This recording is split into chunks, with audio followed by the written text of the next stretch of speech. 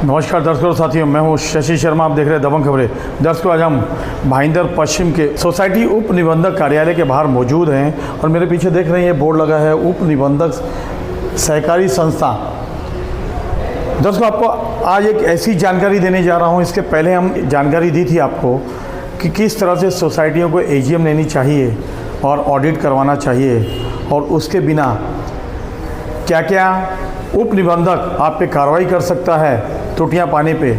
और उस वीडियो को काफ़ी प्रतिसाद मिला था और हमें कई कॉल्स भी आए थे और उन्होंने कहा था कि एक और वीडियो जानकारी दीजिए कि चुनाव कैसे होता है। तो दर्शकों, आज आपको चुनाव के बारे में बताते हैं कि सोसाइटियों को चुनाव कब करना चाहिए और किस तरीके से करना चाहिए। आइए जानते हैं उप निबंधक किशन रत्नालय से क्या संदेश देंगे शहरवासियों को और क्या जानकारी देंगे चुनाव की। महाराष्ट्र सहकारी संस्था अधिनियम 1960 के तहत हर सहकारी संस्था को मैनेजमेंट कमेटी के 5 साल खत्म होने से पहले ही इलेक्शन या चुनाव करना जरूरी है। अभी महाराष्ट्र सहकारी संस्था अधिनियम के तहत रजिस्टर हुए हाउसिंग सोसाइटीज़ में इलेक्शन के लिए 2 कैटेगरी में डिवाइड किया गया है। एक कैटेगरी है ई टाइप की कैटेगरी और दूसरी है सी टाइप की कैटेगरी। जिस सहकारी संस्था में 1 से 250 तक मेंबर्स है, उस सहकारी संस्था को सोसाइटी को ई टाइप कैटेगरी में रखा है और जिस सहकारी सोसाइटी में 250 से ज़्यादा सभासद या मेंबर्स है, उसको सी टाइप में रखा गया है। सी टाइप सहकारी संस्था की इलेक्शन या चुनाव तालुका सहकारी निवडणूक अधिकारी तथा उपनिबंधक कार्यालय से किया जाता है और ई टाइप की सोसाइटी के लिए इलेक्शन वो सहकारी संस्था खुद अपनी तरफ से पैनल में से इलेक्शन रिटर्निंग ऑफिसर अपॉइंट करके कर सकती है। ई टाइप सोसाइटीज़ के इलेक्शन के लिए बारे में खर्चा जो आता है तो इस तरह है। अगर किसी सोसाइटी में 1 से 100 तक मेंबर्स है तो उससे चुनाव हुआ तो 7,000 रुपये का खर्चा आएगा। अगर वो सोसाइटी का इलेक्शन अनअपोज हुआ तो उसमें 3,500 रुपये का खर्चा आएगा।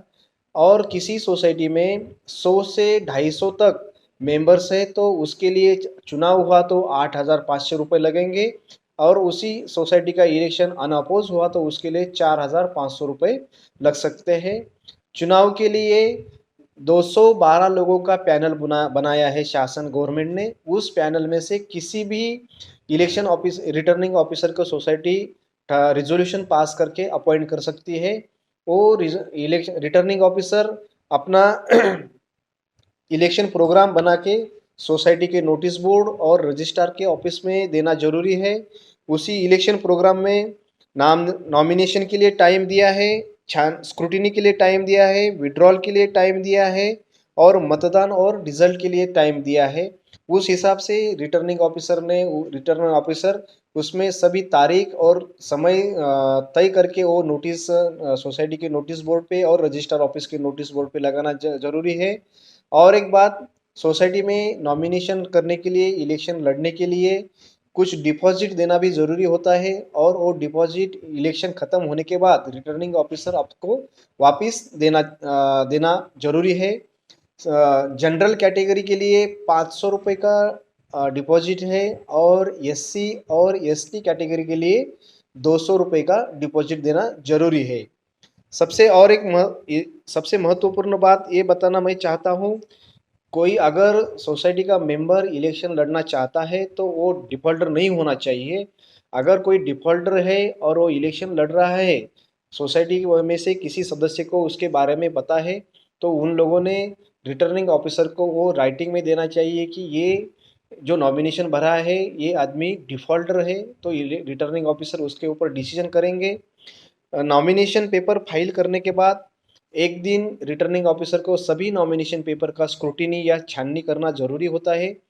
उस छाननी के दिन वो जितने भी नॉमिनेशन पेपर रिटर्निंग ऑफिसर के पास में जमा हुए हैं उस सभी नॉमिनेशन पेपर का स्क्रूटिनी करना रिटर्निंग ऑफिसर के लिए ज़रूरी है। अगर कोई रिटर्निंग ऑफिसर ने अगर उस दिन कोई नॉमिनेशन पेपर रिजेक्ट करता है तो उसके लिए 152A के तहत अपील रजिस्ट्रार के पास होता है।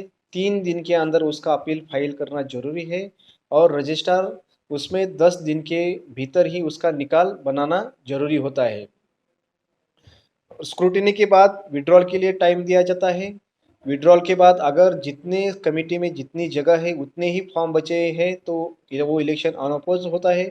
अगर जितनी जगह है कमेटी में उससे ज़्यादा फॉर्म आए तो उसके लिए मतदान का बंदोबस्त रिटर्निंग ऑफिसर के द्वारा किया जाता है। उसके लिए इलेक्शन की डेट, इलेक्शन का प्लेस ये अलग से रिटर्निंग ऑफिसर के द्वारा आप सभी सभा सदस्यों को कम्युनिकेट किया जाएगा। उसी दिन इलेक्शन होके वोटिंग का काउंटिंग होके इलेक्शन डिक्लेयर किया जाएगा। उसके बाद इलेक्शन डिक्लेयर होने के बाद एक पहली मीटिंग होती है। उस मीटिंग में सोसाइटी के ऑफिस बियरर्स यानी पदाधिकारी का चुनाव होता है, जिसमें चेयरमैन, सेक्रेटरी और ट्रेजरर का चुनाव करके वो सोसाइटी का काम इलेक्शन का प्रोसेस पूरा करके रिटर्निंग ऑफिसर वो सब रिपोर्ट सोसाइटी और रजिस्ट्रार ऑफिस में सबमिट करना जरूरी होता है।